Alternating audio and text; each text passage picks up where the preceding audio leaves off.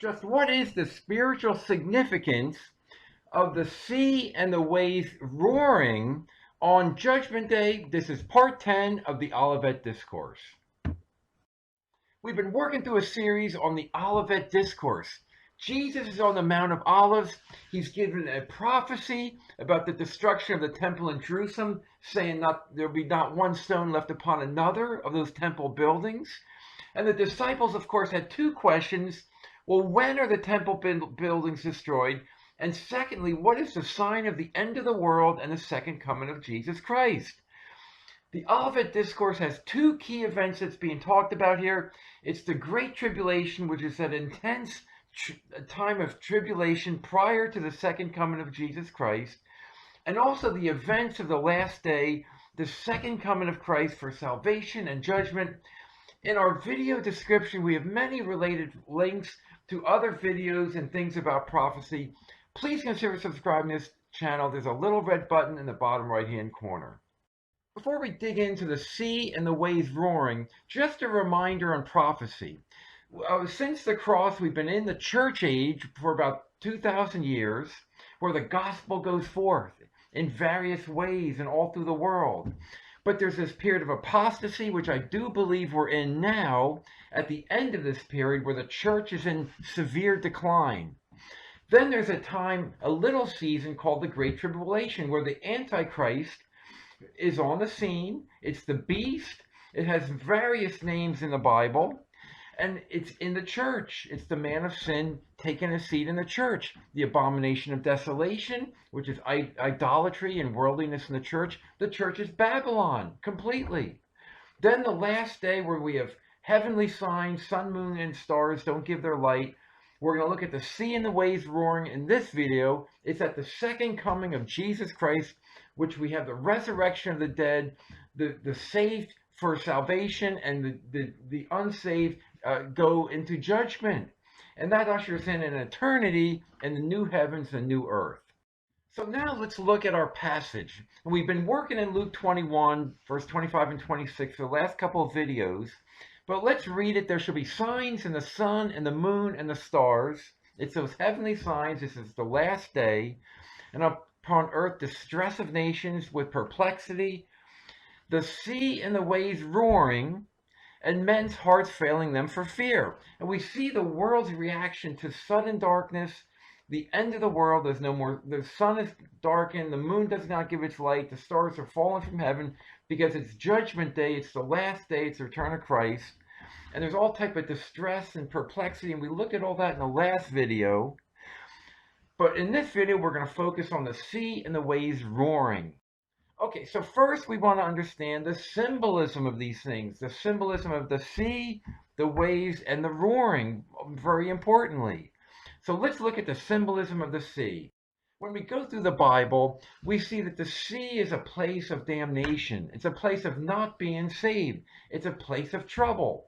Psalm 69, and there's many examples of this, but Psalm 69, save me, O God, for the waters are come in unto my soul. I am come into deep waters where the floods overflow me. It's a place that people need to be saved from. It's a symbolic place. It's a real place, of course, but it symbolizes hell and damnation. Matthew 8, we may remember the beautiful story where Jesus calms the sea. There arose a great tempest in the sea, insomuch that the ship was covered with the waves. But Jesus was asleep. He had nothing to worry about. And his disciples came to him and woke him, saying, Lord, save us. We need to be saved from this sea and these waves and this tempest, because we perish. Then Christ arose and rebuked the winds and the sea, and there was great calm.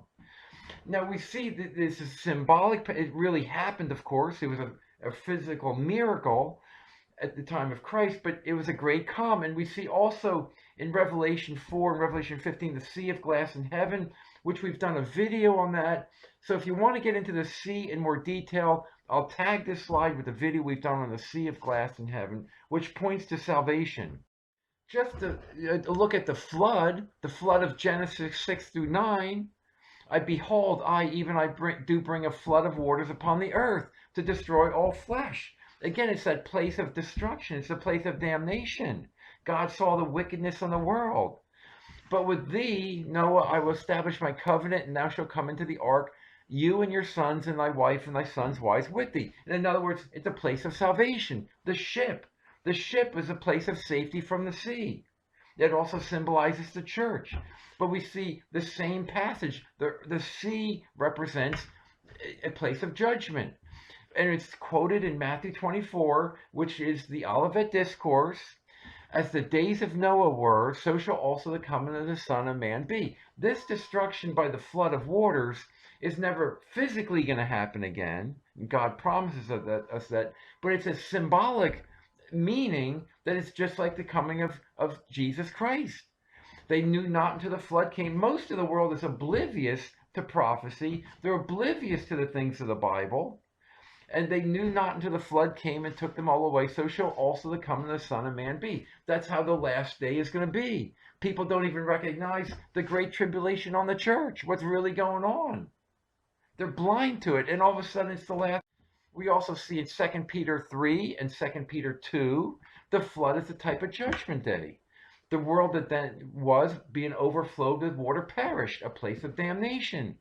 But the heavens and the earth, which are now, again, that's prophecy, by the same word are kept in store, reserved unto fire, unto the day of judgment and perdition or damnation of ungodly men. Again, the flood is tied directly to the last day. The last day now being a fire, of being a dissolution of the heavens and the earth. 2 Peter 2, he spared not the old world, bringing the flood upon the world of the ungodly. Again, the flood or the waters, the sea is damnation. The Lord knows how to deliver the godly out of temptation and to reserve the unjust unto the day of judgment to be punished. We see the flood is a type of judgment day. Okay, there's other sea events in the Bible. We see in Psalm 136 the whole thing with Pharaoh and his armies being destroyed in the Red Sea. That's a symbol for Judgment Day. Nineveh, with an overrunning flood, he will make an utter end of the place. Even the 70 weeks prophecy of Daniel, which we've done a series on, we see that the end, the final day thereof shall be with a flood. And again, that's a symbolic flood of Judgment Day. So now let's move on. We've looked at the sea. We understand that the sea is a place of damnation. It's a place of judgment. But what about the waves? You have a sea, we can understand that, but the waves, the sea is bothered because there's waves in the sea. So when we look at the waves of the sea, we see that it has altogether to do with no saving faith and false doctrine. It's people, for example, that are in the church. They're not really Christian. They don't have saving faith, which is the faith of Christ that's given to us as a gift. And there's all type of false doctrines as a result. And we see that even in the church today. There's a lot of waves. There's a lot of false doctrine. Note James chapter 1. Let him ask in faith, nothing wavering. For he that wavers is like a wave of the sea driven with the wind and tossed. It's a person that doesn't know where they're going. They can't predict anything. They don't understand prophecy. They don't understand the word of God. They truly have no actual faith because they're not saved. We see in Ephesians 4 that we henceforth be no more children, tossed to and fro, and carried about with every wind of doctrine. I don't know about you, when I was first a Christian, I was bombarded with all type of false doctrine, and I was getting confused and really didn't know what was going on. And it's by the sleight of men, it's by trickery, it's by deception and cunning craftiness, whereby they lie in wait to deceive. There's a lot of deceivers out there. There's people that will teach false doctrine to build a church. The true doctrine about election and God's sovereign will and God's, every good tree will bear fruit, all those type of things about holiness, they're all watered down in the church, or they're not taught, or they're taught and they're denied in the church. We see God speaks to Job, thou come but no further, and here shall thy proud waves be stayed. Waves of the sea, it's people that are proud, they don't have saving faith, they're in the church, but they're not Christian, and they teach false doctrine. So when we look at this, though, that the waves represent a place of death. It's deadly to not have saving faith. Or be tossed about by every wind of doctrine. We see in 2 Samuel 22 When the waves of death compassed me, the floods of ungodly men made me afraid. That's how it is to be in the waves. You have all these ungodliness around, and it leads to death. Psalm 42, the deep call unto the deep at the noise of thy waterspouts, and all thy waves and thy billows are gone over me. Yet the Lord will command his love and kindness. That's how it is when you're, especially when you're a new Christian, you have all these things and you're confused and you don't know what to believe, or you don't know who to trust in the church. Everything's contradictory. All the churches contradict each other. It's like all the waves and the billows are going over us. Psalm 88, you has laid me in the lowest pit in darkness in the deeps. Again, we looked at the deeps, which is the ocean. It has altogether to do with a place of judgment. Thy wrath lieth hard on me, and thou hast afflicted me with all thy waves. That's how it is to be in trouble and to be unsaved and in need of salvation. It's an affliction. But we find salvation in a calm sea. In a calm sea. And we already looked in an earlier slide about Jesus calming the sea and the sea of glass in heaven, because that's what salvation is. It's the lack of those waves. It's having a beautifully sea of glass. It's perfectly still. It's been stilled. All those false doctrines and all that affliction that we have, it's been stilled. Look at Psalm 107. But it's not just in the New Testament, it's in the Old Testament too. Psalm 107. They cry unto the Lord in their trouble, and he brings them out of their distresses. He makes the storm a calm. That's how it is to live in this world. It's like we're in a constant storm of deception and false teaching and things that aren't right. So but God can make those waves thereof are still. Then are they glad because they be quiet, so he brings them unto their desired haven. Our desired haven is salvation, to be with God, not just now in the spirit, but for eternity. That's our desired haven to be. It's a haven from the waves of the sea. Psalm 88, thou rulest the raging of the sea, when the waves thereof arise, thou stillest them. God is our source of salvation. But those waves means that it's somebody that has no salvation. And the sea and the waves on Judgment Day have altogether to do with people that are confused and they're deceived and they're following false doctrine and they think they're saved and they think they have faith, but they don't have saving faith. The troubled sea, there's no peace, there's no salvation. Isaiah 57. The wicked are like the troubled sea. And again, it's not a calm sea, it's a troubled sea, when it cannot rest, whose waters cast up mire and dirt. There is no peace, says my God, to the wicked. They're like a troubled sea. Though mire and dirt, by the way, point to sin, the no peace, of course, it points to not having salvation. Because when we're justified by the saving faith of Christ, we have peace with God through our Lord Jesus Christ. It's not through our own false faith or our own belief. It's through Jesus Christ and his faithfulness and him giving us the gift of faith. Romans 10:15, similarly, how shall I preach except they be sent? How beautiful are the feet of them that preach the gospel of peace. Okay, so now we've gone through, we've looked at the sea and the waves, and we see that the sea is a place of damnation. The waves are people that think they're saved, they're not saved, and there's all type of false doctrine, and it's a place of being afflicted by the waves. Now we need to understand the final piece of this, the roaring. What is this roaring all about? First, let's go back to Luke 21:25, where we see the sea and the waves roaring. Now, that word roaring there, it's the Greek word ekio, which is a loud, confused noise. It's where we get the English word echo from. But it's really literally in the Greek, it's a loud, confused noise. And that's kind of like what an echo is. It kind of vibrates. And we see the same word used in Acts 2:2, the giving and the coming of the Holy Spirit. Suddenly there came a sound, and it's that Greek word ekio, from heaven of a rushing mighty wind. So it's a loud, confused sound, and that's the basic meaning of the word roaring. But we need to understand more about what the roaring is. What is it used for, especially in prophecy? And we see that the roaring waves are like a lion's roar. They're a judgment, God's judgment on the wicked on the last day. We note in Isaiah 5, the roaring shall be like a lion, And in that day, which is the last day, because this is a symbol of God's judgment of the wicked day in Isaiah 5, they shall roar against them like the roaring of the sea. The way a lion roars is, is tied together with the roaring of the sea. And if one look into the land, behold darkness and sorrow. And again, in the context of the Olivet Discourse, the sun does not give its light, the sun is darkened, the moon does not give its light, stars fall from heaven, there's darkness. There's mourning, Matthew 24:30, which is sorrow, and the light is darkened in the heavens thereof. Isaiah 5 is just another parallel passage of Judgment Day. There is many parallel passages of Judgment Day in the Old Testament prophets. And of course, we know that Jesus Christ is as the Lion of the tribe of Judah. We've done a video on that, which I'll tag in this slide, but he's the lion. He's the one that's roaring. Also, though, it's important to note that the devil, or Satan, is also a roaring lion. So we're going to see this.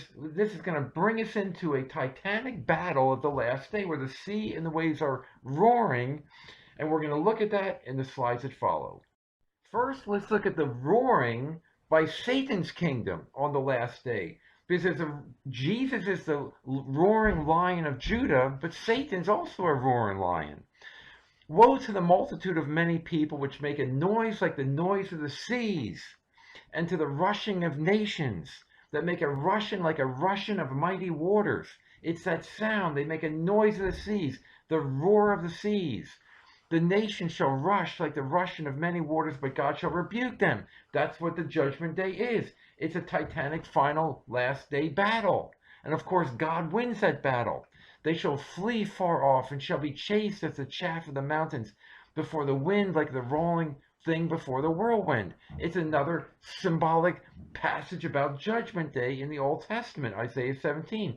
And remember that these waves and the noise of the waves is false doctrine, because Satan's kingdom is all about deception and false teaching and false doctrine and lies. We see that the roaring sea points to a great battle.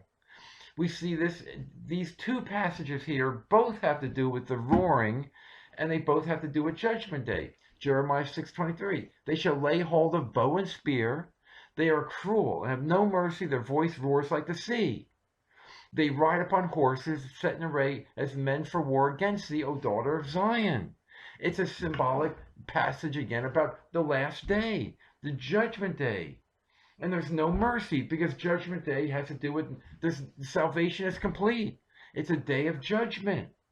Isaiah 42, the Lord shall go forth as a mighty man. He shall stir up jealousy like a man of war. He shall cry, yea, roar, because he's the Lion of the tribe of Judah. He shall prevail against his enemies. Again, the roaring on Judgment Day points to this great battle. More, we see the roaring battle, which is Judgment Day, on Babylon. Babylon is a symbol for the false Christian churches and parachurches, and we've done a whole series on that. We see in Jeremiah 50, this is judgment on Babylon. They shall hold the bow and the lance. They are cruel and will not show mercy. Again, there's no more salvation. And this is about God's army judging Babylon on Judgment Day. Their voice shall roar like the sea. They shall ride upon horses, everyone put in array, like a man to the battle, against thee, O daughter of Babylon. The daughter of Babylon has altogether to do with the false Christian churches and parachurches, because there's even more Christian parachurches than there are churches. They're all around us. O daughter of Babylon, it's Judgment Day. The voice of God's army comes as the roaring of the sea. Jeremiah 51, more, because the Lord has spoiled Babylon and destroyed out of her the great voice that she had. She is a great voice in this world. She has the roaring voice of Satan, when her waves do roar like great waters. A noise of their voice is uttered. And again, this all points to a great war, which is also called in the Bible the Battle of Armageddon. We see the roaring and the shouting in the final battle.